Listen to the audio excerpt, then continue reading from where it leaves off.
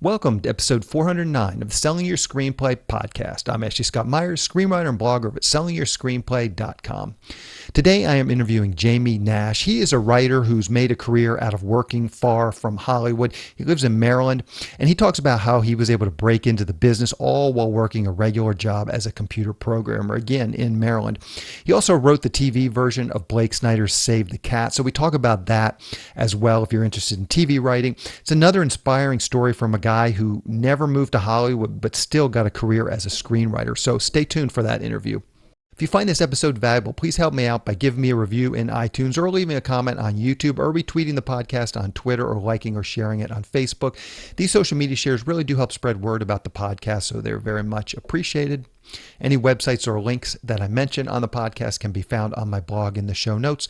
I also publish a transcript with every episode in case you'd rather read the show or look at something later on. You can find all the podcast show notes at www.sellingyourscreenplay.com/podcast, and then just look for episode number 409.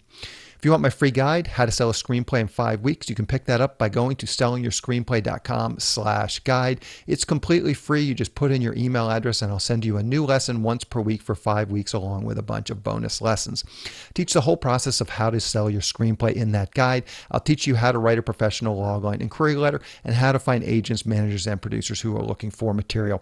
Really is everything you need to know to sell your screenplay. Just go to sellingyourscreenplay.com/guide. So a quick few words about what I'm working on. I've been working on a couple of things over the last couple of weeks. We're still getting all the deliverables together for the Rideshare Killer. Still waiting on the poster. I did hear back from them, and they said they'll have kind of a first draft to us next Wednesday. My editor had some issues with the 5.1 surround sound, so he had to go back to the sound editor, get some new files, something to do with the way they were laid out on the tracks. He just needed them condensed, certain files condensed onto different tracks. These sorts of things are pretty normal and usually pretty straightforward to take care of. We did get into another film festival with the Rideshare Killer, but of course it's all online because of COVID. We are still entered into 2 festivals that were supposed to take place sometime this fall, but those ones actually got pushed back into the new year. So we're still in play with 2 festivals. Fingers crossed that we will actually get to have our movie screened at a festival. As I said, at this point we've gotten into numerous festivals. I think it's about 7 festivals we've gotten into, and I'm not sure any of them have actually screened our film. So hopefully the ones that pushed their dates back, they did it so that they could have safe, with COVID, safe in-person meetings. So fingers crossed. At this point, we'll already have distribution, so I'm not sure it matters, but that would be nice. And I know I've been ranting and raving about this for months now about how disappointed we are with the film festival scene. It really is a shame. Just, film festivals have a really scammy sort of reputation in general, and it's no wonder. It's the people running these festivals really, most of them put forth very, very little effort. And I'm starting actually to look at theaters for the film festival that I'm going to run next year. In fact, I looked at one that I really liked last Sunday. So I'm going to try and negotiate a price and figure out the dates. So we'll see how that goes. But it's just a small 50-person theater in East LA, sort of East Hollywood area. And it was going to be perfect. But there's a lot of those theaters around. So that's kind of the way I am leaning. If you have any connections to a theater, a local theater here in Los Angeles, definitely reach out to me because I'm definitely still in the looking phase of all of this. And I'm getting ready to launch. This is the other big thing I've been working on over the last couple of weeks. I'm getting ready to launch my TikTok channel in a real way. My kids are on TikTok, and I created a TikTok channel now. It's probably been 6 or 9 months ago. And I just put up some silly videos, just kind of trying to get a feel for it. So there's not really a lot up there, but I have recently hired an editor, and he's going back through the archives of my podcast, and he's cutting up these episodes into 30-second bites. And there's there's a certain sort of a aesthetic or style that these TikTok videos have. So he's converting it in there. There's oftentimes they put the actual words people are saying, they'll put those on the screen so you can kind of read along. There's music added. There's the way they have transitions and cuts and fades and stuff. So, and also the big thing is the format. It's TikTok is created to shoot on your phone, so it has that more vertical format as opposed to the widescreen format. So that's obviously my podcasts are more of the old school, more boxy letterbox format. Not even letterbox, really, they're just more of the boxy format that I'm using. So they need to be converted into that more vertical format, which takes a little bit of time. Anyways, though, but I am starting to get this up and running. I really like TikTok, and I'm very bullish on it sort of for the future. It's very community driven. And what I mean by this is that you start out by just watching a bunch of videos and liking videos that are interesting to you. And then you start getting fed videos in a particular niche. And then you start to learn who are the players in that niche that you like and that resonate with you. And so then you start following those people. So now that I've been on TikTok for a few months, I'm getting a lot of the people that I really like. I watch their videos. I like their videos. And so then I get more of their videos. And in this case, and I've talked about this a little bit, in this case, one of the things that I'm really exploring on TikTok is cryptocurrencies, Bitcoin, and of course, as I mentioned, NFTs. And there's a lot of guys on there sharing information and just kind of learning. So it's a great way just to kind of get in there and learn. And as I said, and you sort of become a part of the community. And I've left comments, just little random comments, and people, they do respond. Most of these creators respond very quickly to your comments. So as I said, it has a real community feel to it. And that's why I'm hoping something like Selling Your Screenplay could find a home there and find some subscribers and followers, because it is such a community thing. And as I said, at this point I watch it maybe 15, 20, 30 minutes a day. I'll just go on there at night, in bed or whatever, and just check out. As I said, I've been learning a lot about cryptocurrencies and NFTs on there. But I also think it's a great tool for screenwriters to experiment and learn with, and nothing to do with what I'm doing. I'm just, as I said, going to be putting more of the podcast, sort of another marketing channel for Selling Your Screenplay. But I think it could be a great tool for screenwriters, again, to experiment, to make things, to create things and get them out there. It's such a, because it's such short form content, the videos, I think they just opened up, it's like 3 minutes, but really TikToks are like a minute or less. I think now you're allowed to go to 3 minutes. But it's because it's such short form content, it makes you really figure out exactly what you're trying to do with the video. And you only have enough time really to do one thing really well. And I'll give you an example. There is a trend that was going around this past summer where the video, it would be shot, someone would be holding their phone, shooting kind of in a public place. There'd be a bunch of people, and some hip young dancer would walk up to a crowd of people and kind of show them some dance moves, and they wouldn't really get them at all, and they wouldn't really, you could tell they would kind of fumble around with the dance moves. And then this would be like maybe 10 seconds where you see this, and then the other 20 seconds, the music would really pick up, and the guy would start dancing, and then all of a sudden this other person would start dancing, and it would just be sort of this synchronized dancing. And it has sort of a feel, that sort of climactic feel of a movie. There's just sort of this anticipation and fulfillment. It's very satisfying when you watch this. And again, you watch it over and over. It's the same joke. It's basically the same punchline every time a guy walks up, and they would mix it up a little bit. Sometimes a guy or a girl walks up, I said, they're always super hip, wearing their little dance outfits, and they walk up to the group, and sometimes it'll be one person, sometimes it'll be a group of people, but then, as I said, it turns into the synchronized dancing, much like sort of the climax of a movie. And again, you get that same anticipation. They sort of are able to build up the anticipation with that 10 seconds, and then they have this satisfying climax in this other, 10 seconds as the entire group of people, or one person or group of people, dives into this synchronized dancing. And as I said, it's just, those are movie moments that are captured in 1 minute. And that's a great exercise for screenwriters to kind of figure out how to make those moments work, and how to make people feel an actual emotion. Because ultimately that's what it is. As I said, it's anticipation. You see the guy, oh, he's showing the dance moves. Oh, what's going to happen? Are they going to be able to dance? Are they going to be able to pick up these dance moves?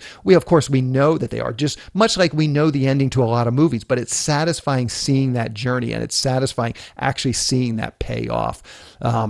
So again, it's just, I think it could be a really great tool, and especially for people, comedy writers. I think it could be a great, again, a great tool, because you only have time to hit that one joke. If you were a comedy writer and you wrote up little bits and then shot them, little jokes, little bits, comedy bits, you'd have to get to the punchline, and you've got to make sure it's super concise. And then this is the other big piece of TikTok is, of course, the community feedback. You know, you upload a video and you will get some views on that video, and hopefully you'll get some likes, and the more likes, the more views you get, you know, it can kind of go viral and take off. And that's fantastic, because you're getting that feedback right off the bat. Oh, you did a video with this joke. This joke didn't quite land. You know, was it just the algorithm, or was it just maybe the writing wasn't as good?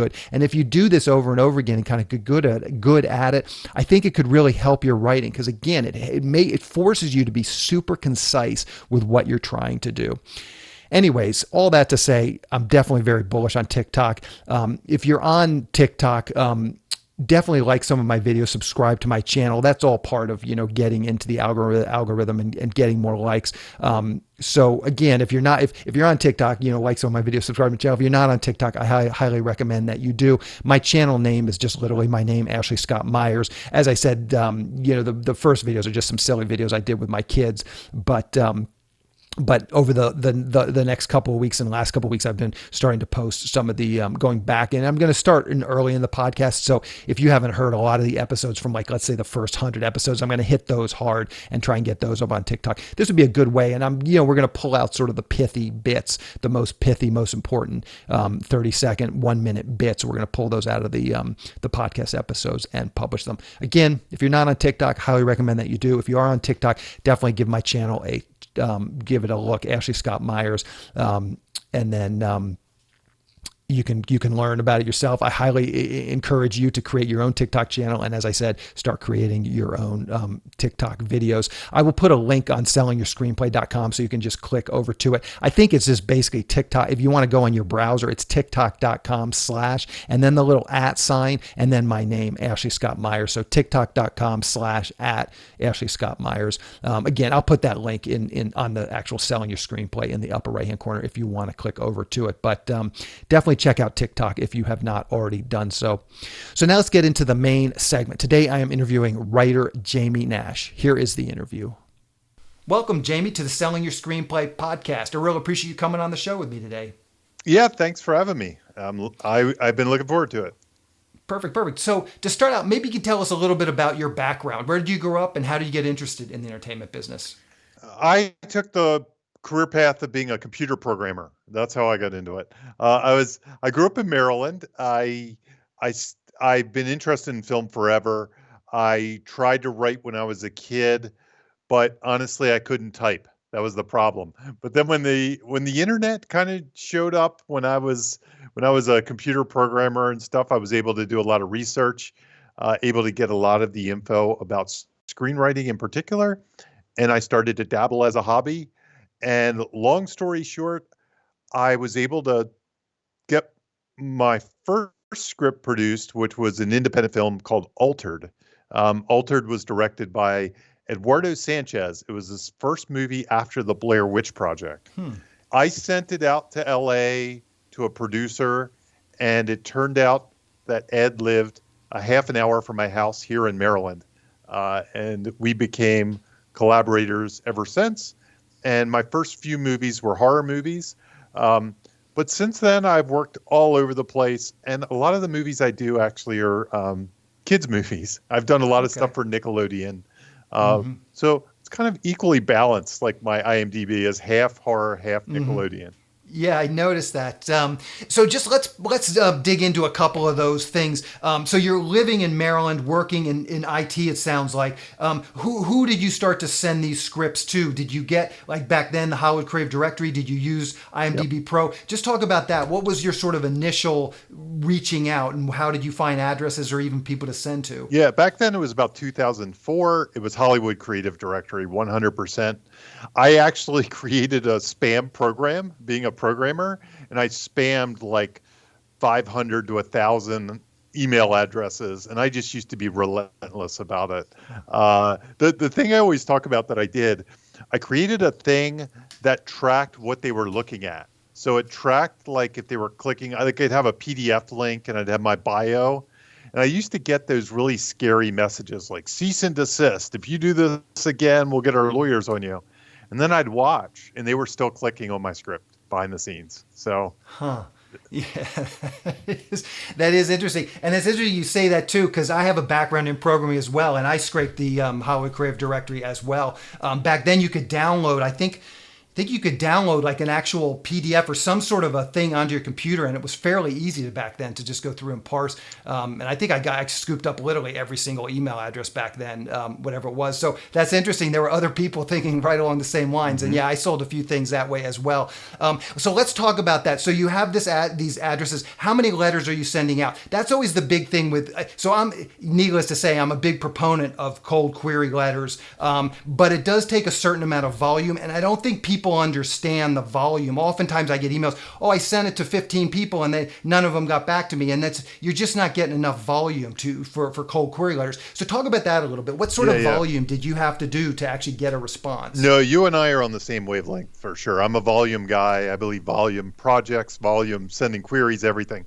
But this was 2004, so the numbers are skewed. Because email was just kind of showing up then in a weird sort of way. It was like people who had email or would accept email were there.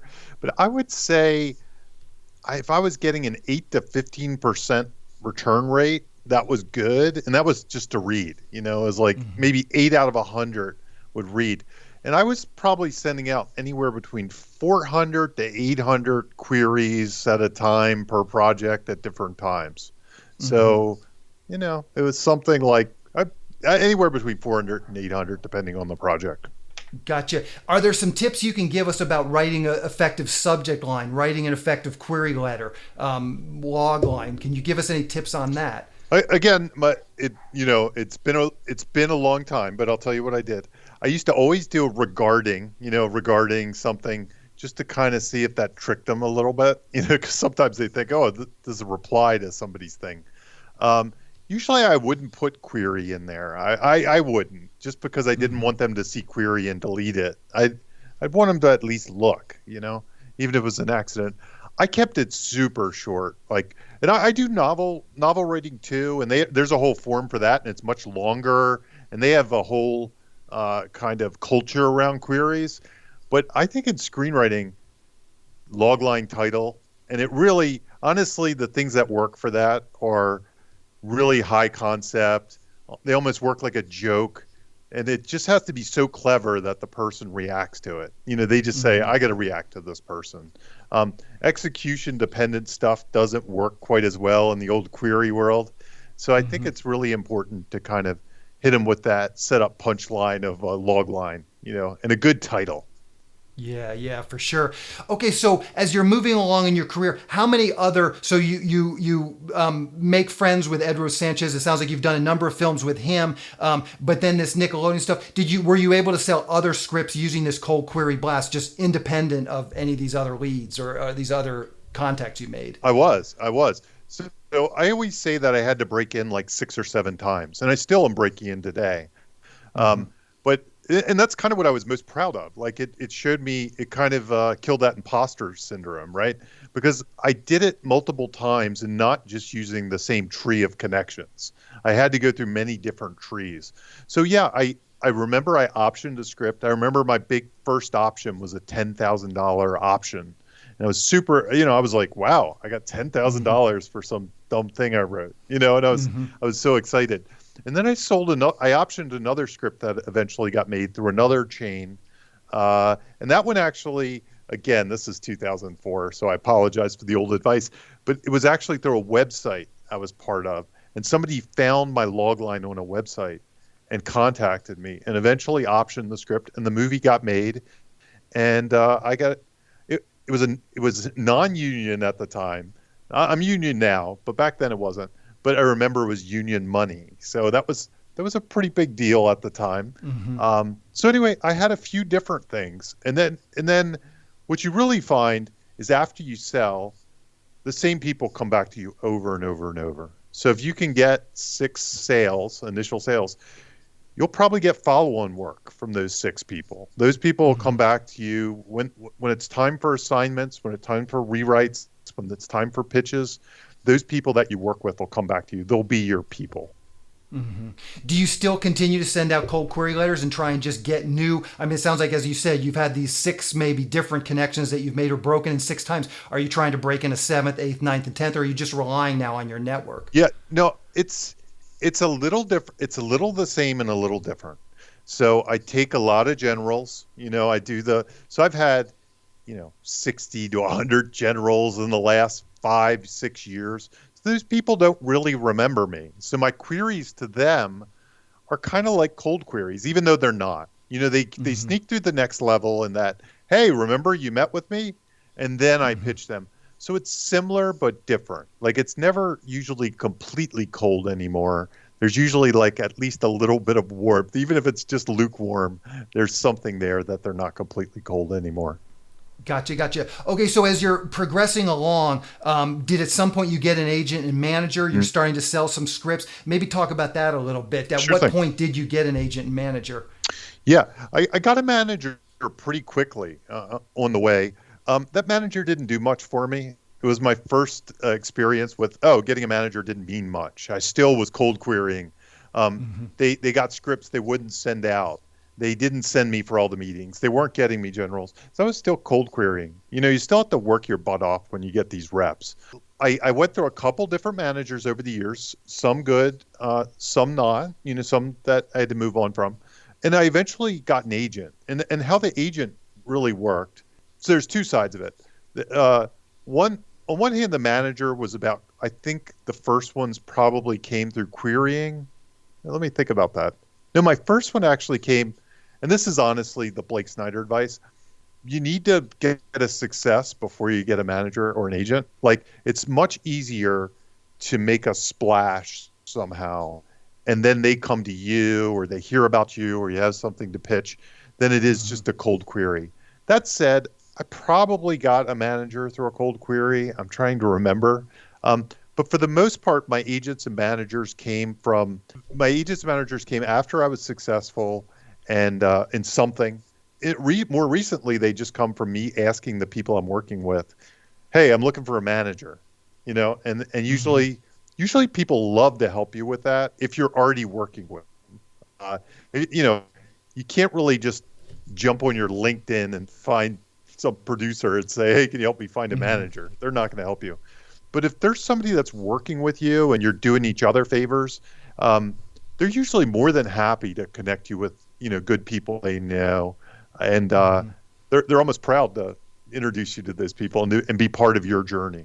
And how have you found things have changed for you in terms of networking and getting assignments and that sort of stuff now that you have an agent who is pretty good? Do you still find you're out beating the bush getting a lot of the work for yourself? I do actually. And that's no slight to my agent or manager either. I think no matter who, unless you're like J.J. Abrams or Shonda Rhimes or something like that, and they probably even have to kind of make things happen on their own. I think you still have to work it every day. I mean, I'm working it every day. I mean, before this call, I was probably trying to set up some generals on my own. I was trying to mix some things up. I was trying to do an extra network. So I think you still have to keep working it. Even when you get that agent or manager, it's just you have a couple more tools that you can use than to do the work. Yeah, for sure. So let's talk about those generals a little bit. You're trying to set these general meetings up. Is it the same sort of thing? It's a cold query letter and you just introduce yourself. Hey, these are my credits. This is who I am. Would you have any interest in taking a general meeting? Are you pitching a particular project? What does that look like? How do you actually get those set up? Yeah. And the ones I'm thinking of are people I've had generals with before, but maybe lost touch with, So for the most part, my generals come after I send a script out. And people pass but like the writing. And usually that is where I lean on a manager or an agent to then go and make follow-up calls and say, okay, it's a pass. Can this guy at least meet with you? So usually those do happen through reps. However, I found that people are very open to meeting, especially these days, especially after COVID and the lockdown and Zoom. I think there's an approach to querying for generals as opposed to querying for, like, will you read my script? Like, I think there is an approach to just, hey, I'm a new writer. I'd love to hear what you're up to, stuff like that. I mean, Hmm. maybe it's something to put in your query. Here's a thing. I think that's the way I do it. Like when I query people with a script, I might put, and if you're feeling really generous or you don't have time to read, I'd love to just meet and hear what you're up to or something like that. I don't know how many, if you don't have a rep, how many hits you'll get. But again, it's a volume business. If you send out 400, maybe you'll get 4 or 5. So why have you not moved to Los Angeles? Do you feel like it could be beneficial to your career spending more time out here, or do you feel just like it's just as good to be in Maryland? No, no, it would have been much better had I moved. I have a few reasons kind of why I didn't. I started a little late, as a computer programmer. So I was a little late, and I kept my day job for a while. I kept my day job probably to about 2008, 2009.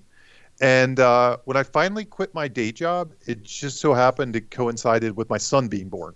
Uh, and the two just kind of knocked each other out of the LA kind of thing. But I will say, because I take a lot of meetings in LA, and every time I go and I take generals in LA or do pitches, I do so well, and it feels so easier. And I always think how much easier life would have been had I been in LA.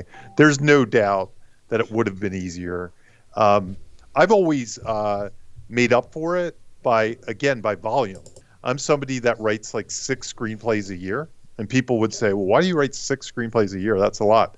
And it's because I need to constantly be in the people's minds in the conversation. And I think if I was in LA, I would just do that by meeting them for lunch, by showing up at meetings, I probably would have taken 1 or 2 of those scripts and just done a lot more meetings. Now I'm always trying to force meetings and force connections.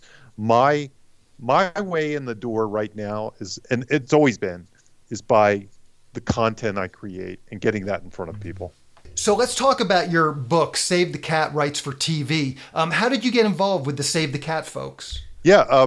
So I actually, back in 2005, 2006-ish, I wrote a script with Blake Snyder, the writer of the original Save the Cat book.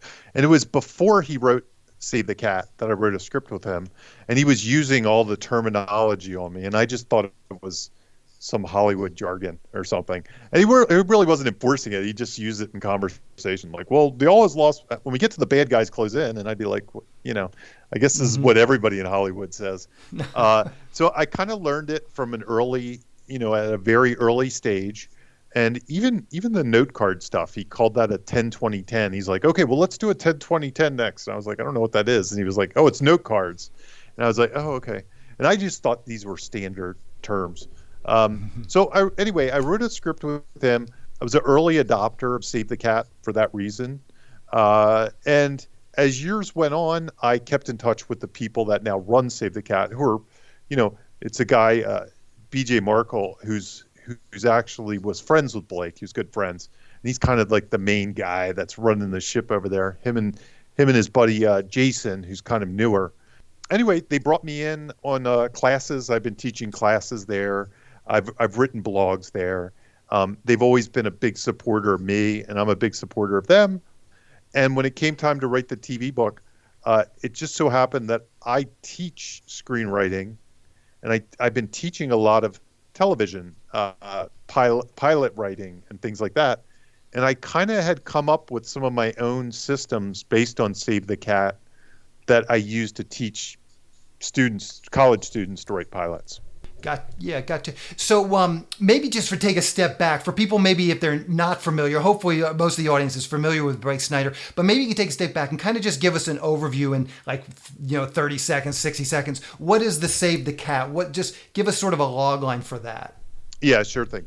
So the bulk of it is, the thing that most people know, it's really a template to, it's the 15 beats are a template to fill out your story structure. So it has things like you start with an opening image, you do a setup, there's a catalyst, then there's some debate that happens with the hero. The break into two, the hero goes to the fun and games, which is the trailer moments of your movie. There's a midpoint that's like a false victory that then raises the stakes to the bad guys close in. You get all his lost moment. The hero goes through a dark night of the soul.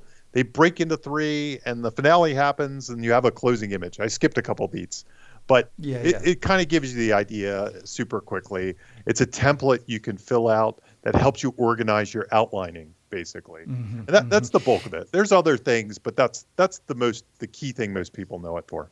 Yeah, and that's what people take. And I always feel like that. I mean, that's definitely a significant portion of the book, but there's so much other just practical advice that he gives, like that's oftentimes counterintuitive, especially to new writers. Like, for instance, going into a coffee shop and just pitching the person next to you your movie idea and seeing how they react to it. Like, that's such great advice, but it's Yes. so counterintuitive for most new writers. So I always recommend the book to people, but there's a lot more in it than just this template. But that's certainly sort of, I'd say, the meat of it. You're right. And especially for its time, it was, I wouldn't say revolutionary, but it was a little Hmm. different than Robert McKee or something in that it approached it from write your log lines first, come up with Hmm. your pitch first, have irony in your pitch, have a great title, think of your Hmm. movie poster. It had those kind of things running all through it. Yeah, the same but Yeah. different. Yeah, Same there but was a ton different. of those. All that Yeah, stuff.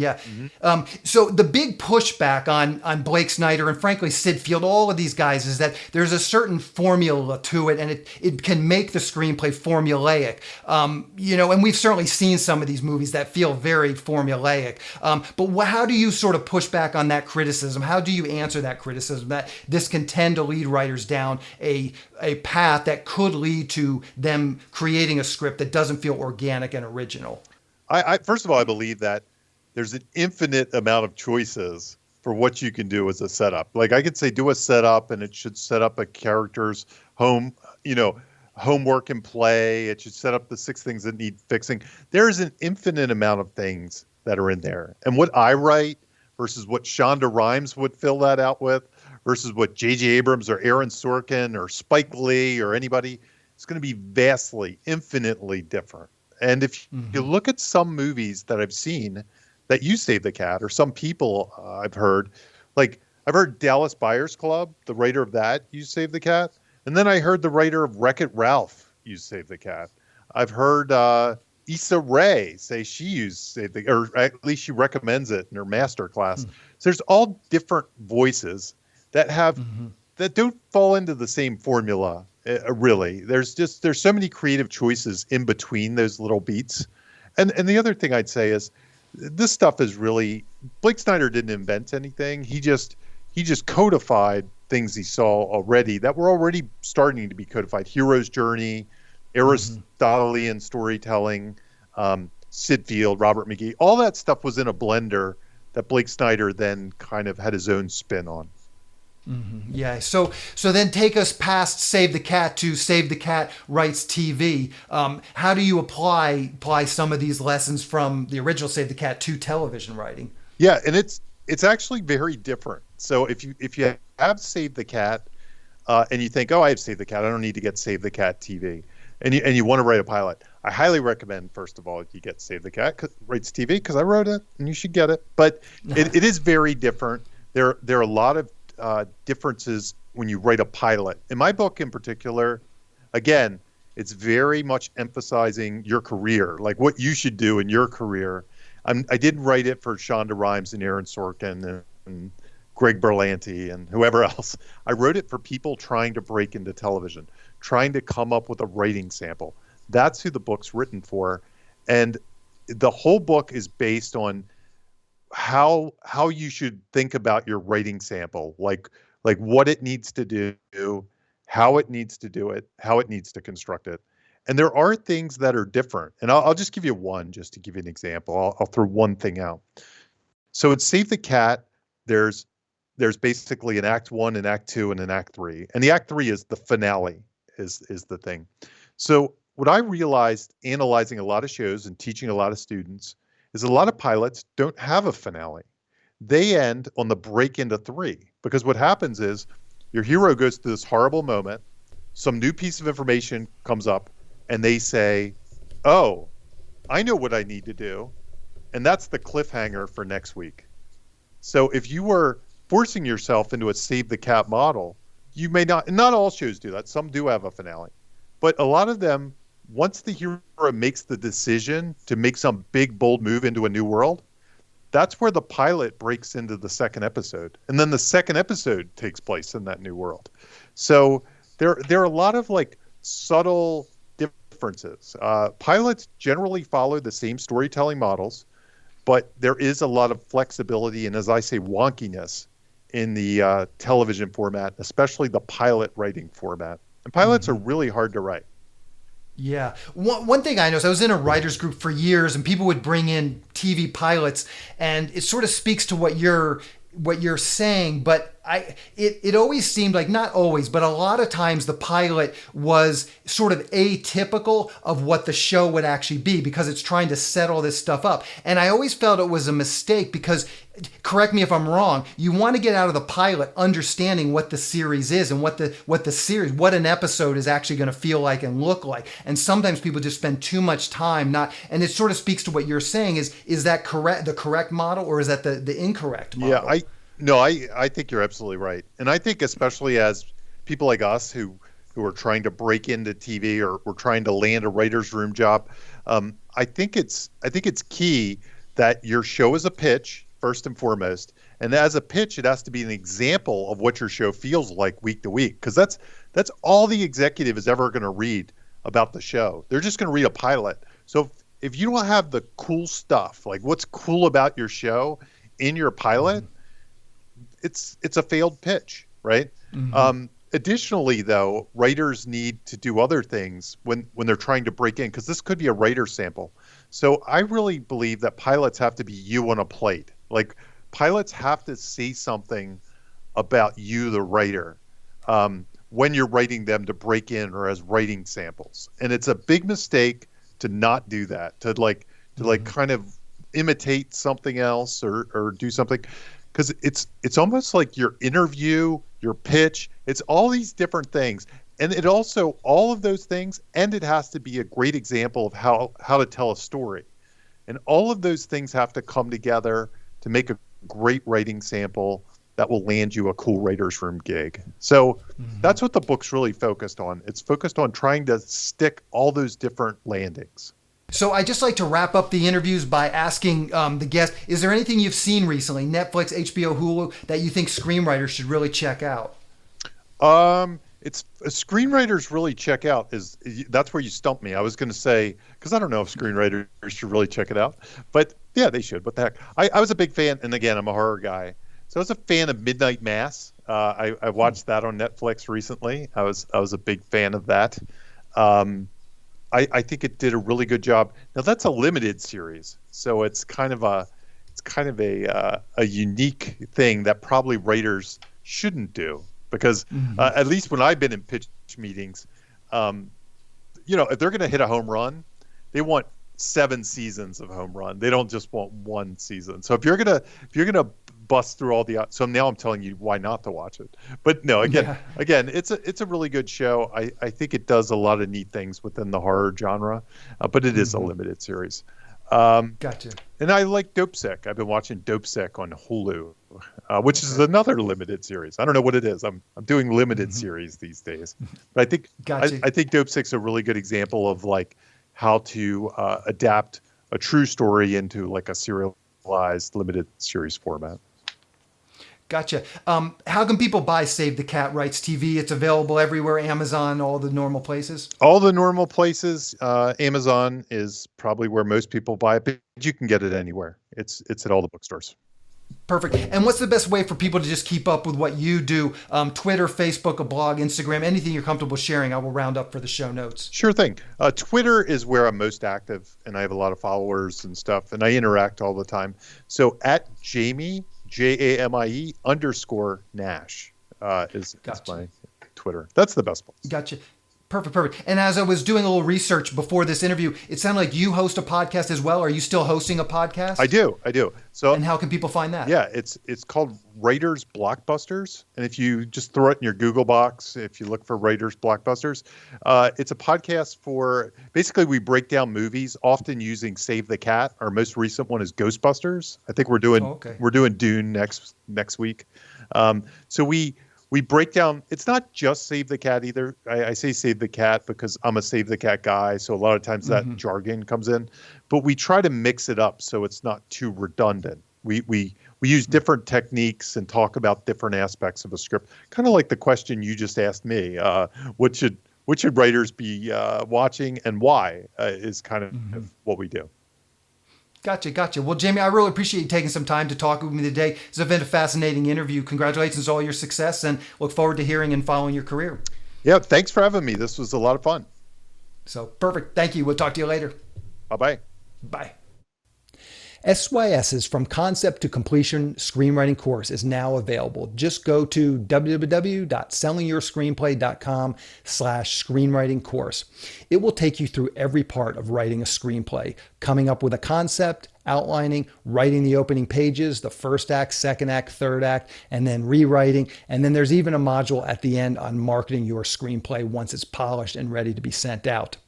We're offering this course in 2 different versions. The first version, you get the course, plus you get 3 analyses from an SYS reader.